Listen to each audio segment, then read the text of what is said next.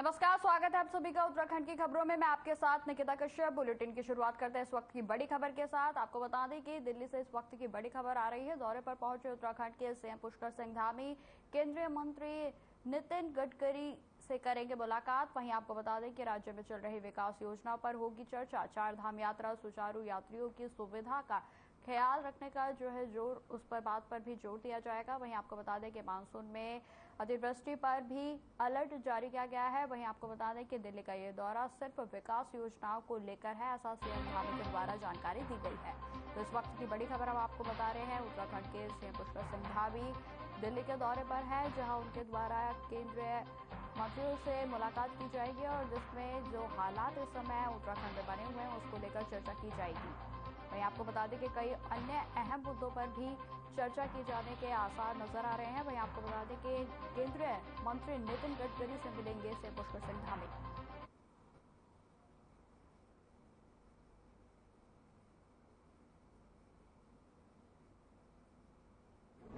इस बार मैंने सड़क परिवहन मंत्री आदरणीय नितिन गडकरी जी से समय लिया है और जो हमारे यहाँ पर नेशनल हाईवे के काम चल रहे हैं और रोपवे और टनल के कुछ काम प्रस्तावित हैं, बहुत सारे सेंट्रल जो रिजर्व रोड्स का काम है उसके संबंध में उनसे अनुरोध करना है कि जल्दी उनको स्वीकृति मिल जाए। तो पूरा प्रस्ताव पहले से हमने दिया हुआ है, कुछ प्रस्ताव नए दे रहे हैं, तो उसी संबंध में भेंट करनी है। और बाकी हमारी जो नियमित रूप से होने वाली बैठकें हैं संगठन की और सांसद गणों के साथ, उन बैठकों में भी प्रतिभाग करेंगे। सर, कैबिनेट विस्तार की बहुत तेजी से चर्चा है उत्तराखंड के और लाभ के पदों को लेकर, क्या केंद्रीय आला कमान से इसको लेकर भी आप चर्चा करेंगे? इस बार की बैठक केवल जो विकास के मुख्य बिंदु हैं उन्हीं से संबंधित है।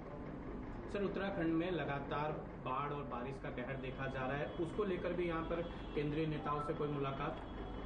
पहले से चूंकि बाढ़ की स्थिति भी है और आपदा की स्थिति भी है, इन सब के संबंध में माननीय प्रधानमंत्री जी को और गृह मंत्री जी को पहले ही मैंने अवगत करवा दिया है। और हम लोग जो है यथासंभव राज्य की सरकार जो इस विषम परिस्थिति है, इस विषम परिस्थिति से पूरी तरह से जो भी लोग प्रभावित हो रहे हैं उनको सभी प्रकार से जो आवश्यक चीज़ें हैं उनको सुनिश्चित करने के लिए बिजली की लाइनें हैं, बिजली की लाइन है, पेयजल है, PMGSY की सड़कें हैं, नेशनल हाईवे है, मरीजों का उपचार है, चार धाम यात्रा पर आने वाले लोग हैं, उन सभी के लिए क्योंकि जो ज़रूरी इंतजाम है उसको हम लोग सुनिश्चित कर रहे हैं। और पिछले दिनों हरिद्वार में भी बहुत बड़ा जल भराव हो गया, जिससे काफ़ी लंबा क्षेत्र उसमें प्रभावित हुआ है। 21,000 हेक्टेयर के लगभग जो है गन्ने की फसल पूरी तरह से प्रभावित हुई है।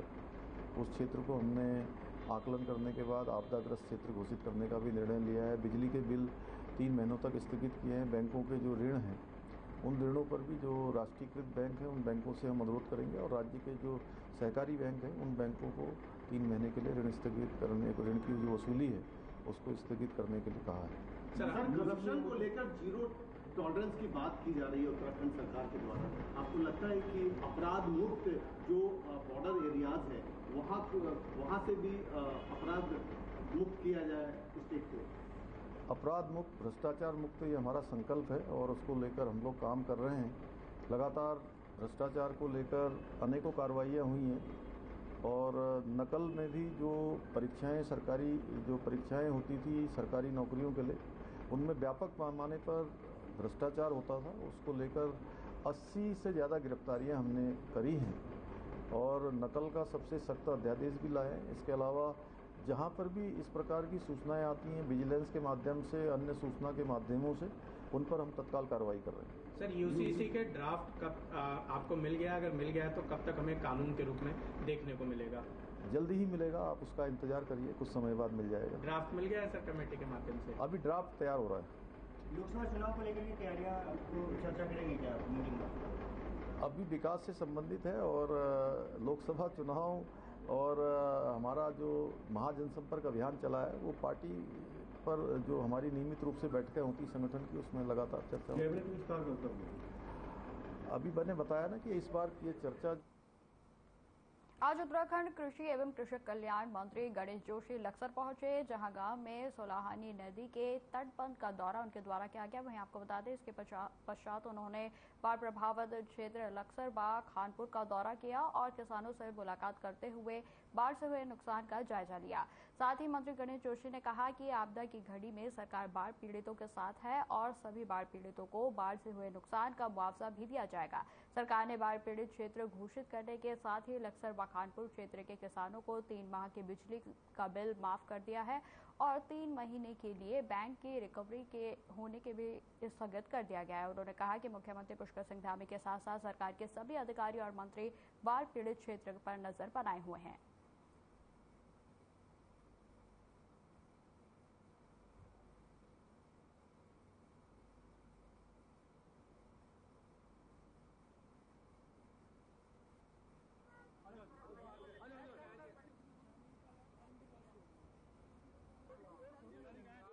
पुष्कर सिंह धामी की सरकार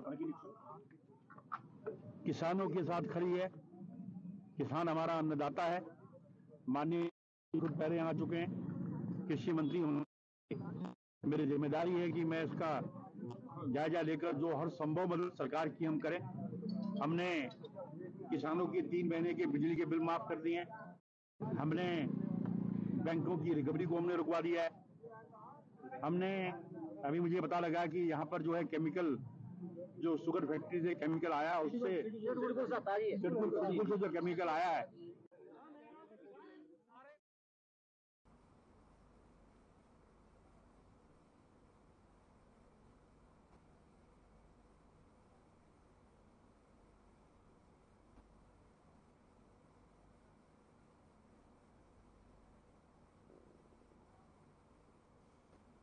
देहरादून में 25 जुलाई को दिल्ली में चुनाव पर बैठक होगी। आपको बता दें कि 5 लोकसभा सांसद, राज्यसभा सांसद, सीएम धामी, प्रदेश अध्यक्ष महेंद्र भट्ट बैठक में शामिल होंगे। वहीं प्रदेश महामंत्री संगठन भी बैठक में शामिल रहेगा। वहीं आपको बता दें कि विधानसभा चुनाव की रणनीति पर चर्चा की जाएगी। देखिए, मुख्यतः संगठन की जो बैठक है वो 25 जुलाई को प्रस्तावित है और उसमें हमारे जो आने वाले चुनाव हैं उससे रिलेटेड जितनी भी रणनीतियां हैं उस विषय पे अपनी वहाँ पे बात रखी जाएगी और वार्ता की जाएगी। साथ में हमारे जिस प्रकार से माननीय प्रधानमंत्री जी लगातार उनके नेतृत्व में जितनी केंद्रीय योजनाओं का यहाँ पे लाभ जनता द्वारा लिया जा रहा है, प्रत्येक योजनाओं का और राज्य सरकार की योजनाओं की भी वहाँ पे मॉनिटरिंग का अपना एक चर्चा रहती है। तो उन सभी विषयों पे इस बार जो है संगठन का एक जो प्रदेश के अंदर कितना जो है जनता के बीच में कार्य हुआ है, महासंपर्क अभियान आपने देखा कि हमने लाखों लोगों के बीच में जाके अभी संपन्न किया है। तो उन सब का जो है वहाँ पे लेखा जोखा रिपोर्ट के तौर पे होता है और आगे आने वाले चुनावों की किस तरीके से रणनीति भाजपा बनाने जा रही है, किस तरीके से उसको आगे उसका कार्य प्रणाली रहेगी, उस विषय पे चर्चा होगी। इस वक्त की बड़ी खबर का रुख करते हैं जो कि देहरादून से सामने आ रही है। आपको बता दें, नमामि गंगे के तहत बने सभी प्लांट बंद पड़े हैं। चमोली में बने सभी 5 प्लांट बंद हैं। चमोली में हुआ था दर्दनाक हादसा। कर्णप्रयाग में 3 और प्लांट असुरक्षित बिजली आपूर्ति के कारण बंद। आपको बता दें, पेयजल निगम के अनुरोध पर लिया गया निर्णय सुरक्षा के पुख्ता करने के बाद दोबारा आपूर्ति होगी सुचारू।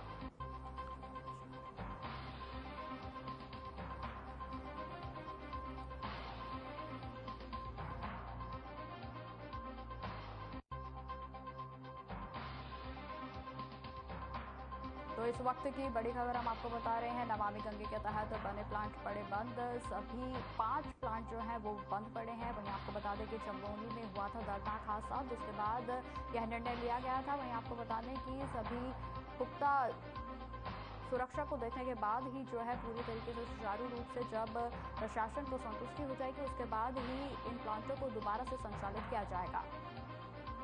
इस वक्त की बड़ी खबर हम आपको बता दें कि हादसे के बाद से ही इन प्लांटों को बंद कर दिया गया है, जिसमें कि लगभग 5 प्लांट जो है वो बंद पड़े हैं।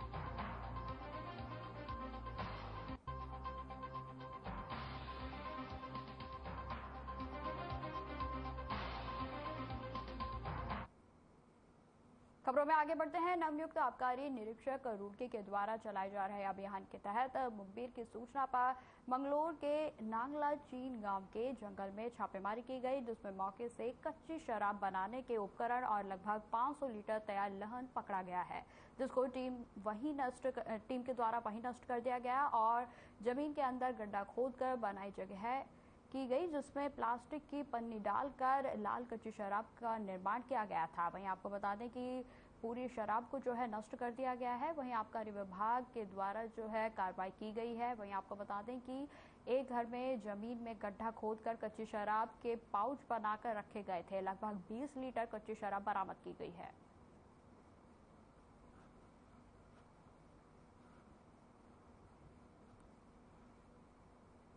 प्रधान आबकारी भाई 2-3 दिन से हमने मुखबर अपना तैयार कर रखे थे, उनसे हमें सूचना प्राप्त हो रही थी। उनकी सूचना के आधार पे हमने आज सुबह जो है संदिग्ध ठिकानों पे छापामारी की, जहां हमें लहन, कच्ची शराब ये सब बरामद हुई और हमने अज्ञात में भी मुकदमा पंजीकृत किया है। उसके बाद कार्रवाई की जाएगी, जो भी नामजद होगा कार्रवाई की जाएगी। की बड़ी खबर का रुख करते हैं, जो कि देहरादून से ही सामने आ रही है। आपको बता दें कि सुरक्षित यातायात के लिए 24 स्थान चिन्हित किए गए हैं। वहीं सड़क सुरक्षा समिति की संस्तुति पर चिन्हित किए गए हैं ये सभी स्थान। वहीं आपको बता दें कि क्रैश बैरियर के लिए 145 करोड़ रुपए जारी। पहले भी 15 स्थानों के लिए राशि हुई थी जारी। सड़क सुरक्षा कार्यों के लिए 22 करोड़ रुपए हुए थे जारी। प्रदेश में है कुल 5,325 किलोमीटर लंबी सड़कें। इन सड़कों के किनारे लगाए जाने हैं क्रैश बैरियर।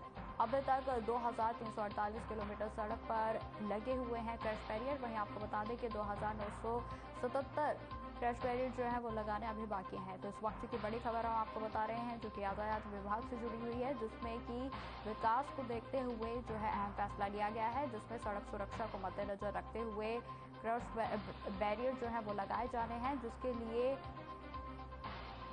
लगातार जो है सरकार के द्वारा प्रयासरत विकास कार्य किए जा रहे हैं। वहीं आपको बता दें कि देहरादून में यातायात को सुचारू रूप से चलाने के लिए 24 स्थानों को चिन्हित किया गया है, जहां पर ये क्रैश बैरियर लगाए जाएंगे।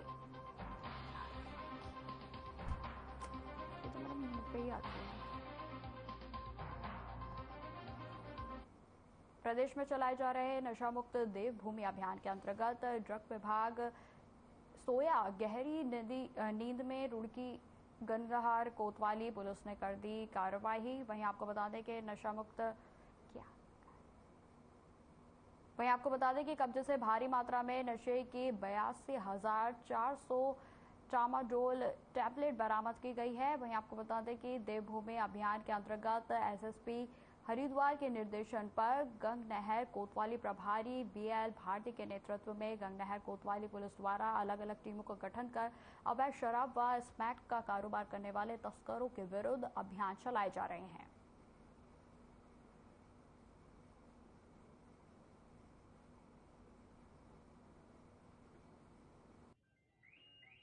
देखिए, ये माधोपुर अंडरपास के पास से पकड़े गए हैं। इनके पास जो प्रतिबंधित नशीली गोलियां होती है ट्रेमाडोल की, वो करीब 87,400 गोलियां पकड़ी गई हैं, जो कि एक बहुत ही वाणिज्यिक मात्रा की वो है। तो अभी हम इन्हें माननीय न्यायालय में पेश करने ले जा रहे हैं। बाकी जो होगा सब माननीय न्यायालय में। नशे के विरुद्ध पुलिस का अभियान इसी तरह लगातार जारी रहेगा।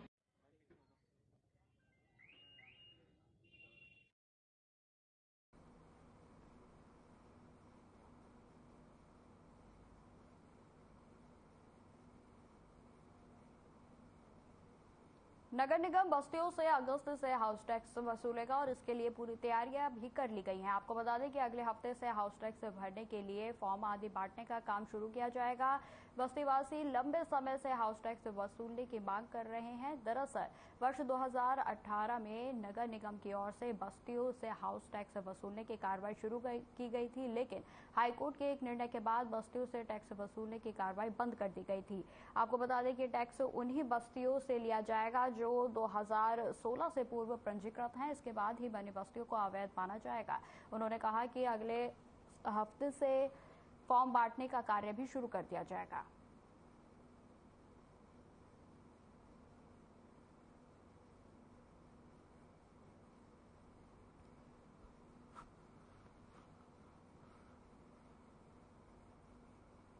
खबर विधानसभा थराली से है, जहां आज सरस्वती शिशु विद्यालय मंदिर नारायण बग्गड़ में समारोह का आयोजन किया गया। वहीं आपको बता दें कि जिसमें ब्लॉक प्रमुख द्वारा विद्यालय के लिए भेंट किए गए कंप्यूटरों को आचार्यगणों, विधायक प्रतिनिधि, जनप्रतिनिधियों और अभिभावकों की गरिमामय उपस्थिति में पूजा अर्चना सहित प्रमुख यशपाल सिंह नेवी ने रिबन काटकर कंप्यूटर कक्ष का विधिवत उद्घाटन किया। इस अवसर पर विद्यालय कक्ष में नवनिर्मित शिशु वाटिका का भी शुभारंभ किया गया और विद्यालय के प्रधानाचार्य राजेंद्र सिंह बिष्ट के द्वारा उपस्थित अतिथियों को शिशु वाटिका में सजे मॉडलों, ऐतिहासिक हस्तियों, एक धरोहर भी विभिन्न पहलुओं पर जानकारी दी गई।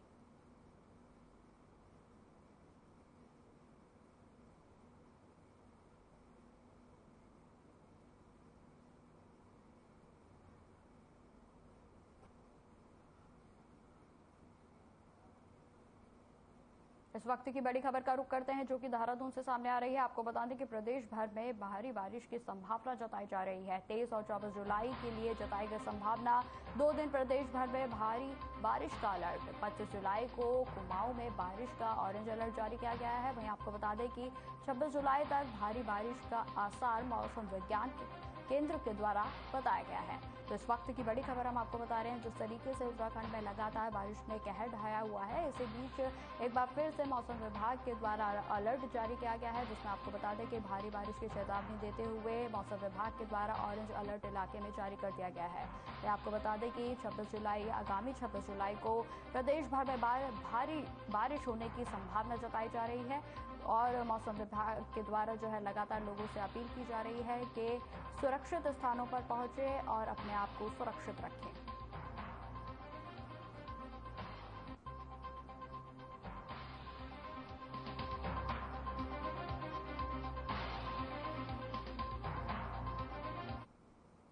इस वक्त की एक और बड़ी खबर का रुख करते हैं, जो कि देहरादून से ही सामने आ रही है। आपको बता दें कि ऑनलाइन लगेंगी छात्रों की क्लास। भारी बारिश और आपदा के चलते लिया गया फैसला। शिक्षा महानिदेशक ने लिखा पत्र। सभी डीएम और सीईओ को लिखा गया पत्र। एसडीएम और बीईओ ले सकेंगे छुट्टी का निर्णय। तो आपको इस वक्त की बड़ी खबर बता रहे हैं। उत्तराखंड के हालातों को देखते हुए देहरादून में जो है ऑनलाइन क्लासेस का संचालन जो है वो प्रशासन के द्वारा करने का निर्णय लिया गया है। वहीं आपको बता दें कि शिक्षा निदेशक ने जानकारी दी है, जिसमें कि डीएम और सीईओ ने पत्र लिखा है। एसडीएम और बीईओ के द्वारा जो है वो छुट्टी लगेंगी। तो इस वक्त की बड़ी खबर हम आपको बता रहे हैं। उत्तराखंड में बने हुए हालातों को देखते हुए देहरादून में ऑनलाइन क्लासेस जो है वो शुरू की गई हैं, क्योंकि इस समय वहाँ पर हालात जो है बेहद ही गंभीर बने हुए हैं। लेकिन प्रशासन के द्वारा इस शिक्षा किसी तरीके से जो है प्रभावित ना हो, इसको लेकर फैसला लिया गया है, जो कि ऑनलाइन क्लासेस का फैसला जो है प्रशासन की ओर से लिया गया है। आपको बता दें कि भारी बारिश के कारण ये फैसला लिया गया है।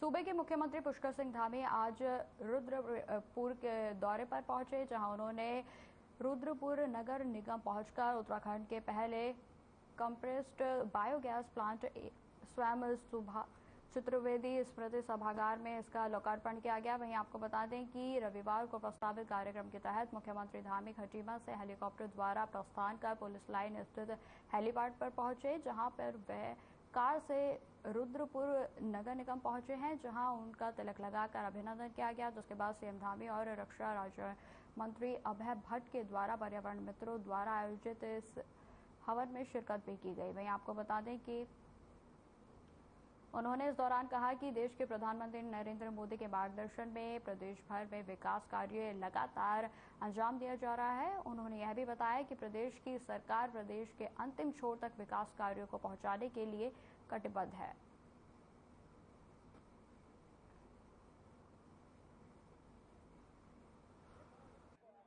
आपदा को लेकर सभी जिले के जितने भी हमारे अधिकारी हैं और विशेषकर जिलाधिकारियों से और जो उसके पुलिस विभाग के प्रमुख हैं उन सभी से हमने कहा है कि वो लीड लेकर आपदा के राहत के काम को करें और जहाँ भी प्रभावित लोग हैं उनको किसी प्रकार की कोई परेशानी न हो, सभी विभाग एक दूसरे के साथ समन्वय बनाकर काम करें। और आज रुद्रपुर शहर में जो तमाम जो हमारी यहाँ पर आज योजनाएं बड़ी है और ये कूड़ा निस्तारण के क्षेत्र में बनी है, इससे आने वाले समय में हमारा ये शहर स्वच्छ और हरित शहर बनेगा और साथ ही साथ जाम की समस्या से भी इसको निजात मिलेगी। पार्किंग की व्यवस्था भी यहाँ पर आने वाले समय में बनेगी। इसके साथ साथ ड्रेनेज का एक बड़ा मास्टर प्लान यहाँ पर तैयार किया जाएगा।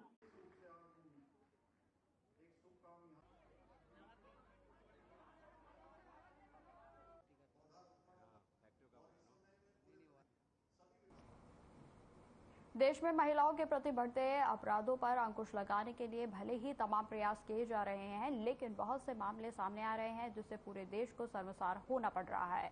ऐसी घटनाओं को लेकर राजनीति भी लगातार जारी है। वहीं आपको बता दें कि उत्तराखंड में भी इन घटनाओं को लेकर बीजेपी और कांग्रेस आमने सामने हैं। दोनों ही राष्ट्रीय दलों के नेता एक दूसरे पर हमलावर होते हुए नजर आ रहे हैं। एक और जहां बीजेपी के प्रदेश अध्यक्ष महेंद्र भट्ट ने इन घटनाओं पर चिंता व्यक्त की है, तो वहीं उन्होंने बीजेपी शासित राज्यों के अलावा अन्य राज्यों में महिलाओं के प्रति हो रही घटनाओं पर भी चिंता जताई है। कांग्रेस के प्रदेश अध्यक्ष करण महारा ने बीजेपी प्रदेश अध्यक्ष महेंद्र भट्ट पर हमला बोलते हुए कहा कि बीजेपी को हमेशा चुनाव की चिंता रहती है। उन्होंने कई अन्य घटनाओं का जिक्र करते हुए पौड़ी की अंकिता भंडारी हत्याकांड में सबूत मिटाने का बीजेपी पर फिर से आरोप दोहराया है।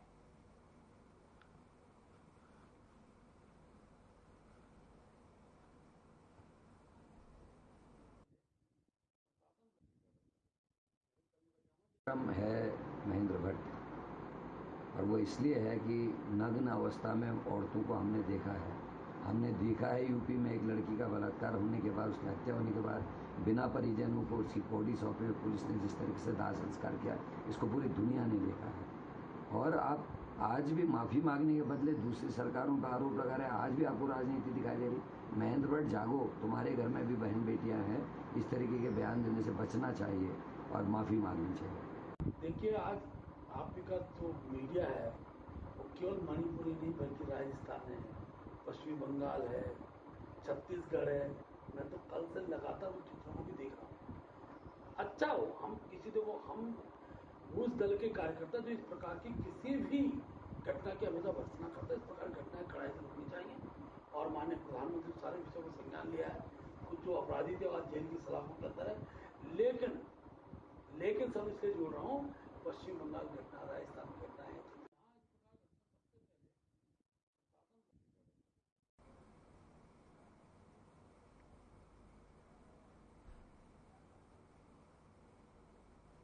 ऋषिकेश में आईडीपीएल की आवासीय कॉलोनी को तोड़े जाने का उत्तराखंड कांग्रेस ने विरोध जताया है। आपको बता दें, कांग्रेस के प्रदेश अध्यक्ष करण महारा ने कहा कि अगर कानून के तहत कार्य किया जाता है और कॉलोनी को तोड़ने की जरूरी है तो वहां पर रह रहे लोगों को पहले कहीं अन्य बसाया जाना चाहिए। उन्होंने देहरादून में कई संपत्तियों का जिक्र करते हुए देहरादून में प्रभावशाली लोग अवैध कब्जा किए हुए हैं, लेकिन उन पर कोई कार्रवाई नहीं की जा रही है, जबकि प्रदेश के अन्य हिस्सों में गरीबों के घरों को तोड़ा जा रहा है। वहीं पूर्व मंत्री हरक सिंह रावत ने भी इसका विरोध किया है। वहीं आपको बता दें कि पूर्व मंत्री ने प्रदेश के शहरी और आवास मंत्री और स्थानीय विधायक प्रेमचंद अग्रवाल से इस बात पर बातचीत की। उन्होंने बताया कि ऋषिकेश वहीं आपको बता दें कि आईडीपीएल फैक्ट्री की लीज खत्म होने के बाद उक्त भूमि एवं वन विभाग को हस्तांतरित हो चुकी है। बाकी भूमि पर पर्यटन विभाग को अपनी कार्य योजना के अनुसार काम करना चाहिए। प्रथम चरण में 1500 आवास में स्थानीय प्रशासन को 227 आवासों को खाली कराया जा रहा है। प्रशासन की इस कार्रवाई का स्थानीय लोग विरोध कर रहे हैं।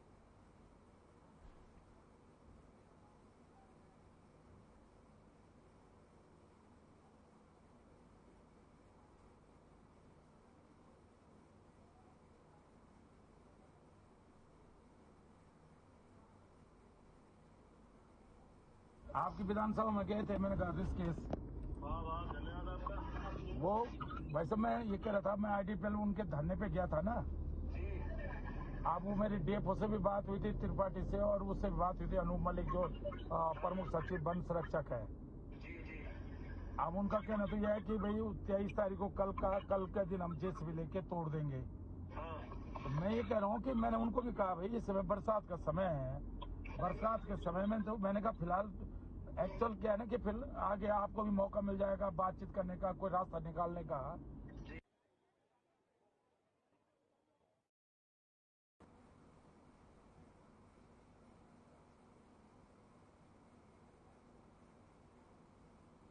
फिलहाल इस बुलेटिन में इतना ही। खबरों की और भी जानकारी के लिए बने रहे हमारे साथ। नमस्कार।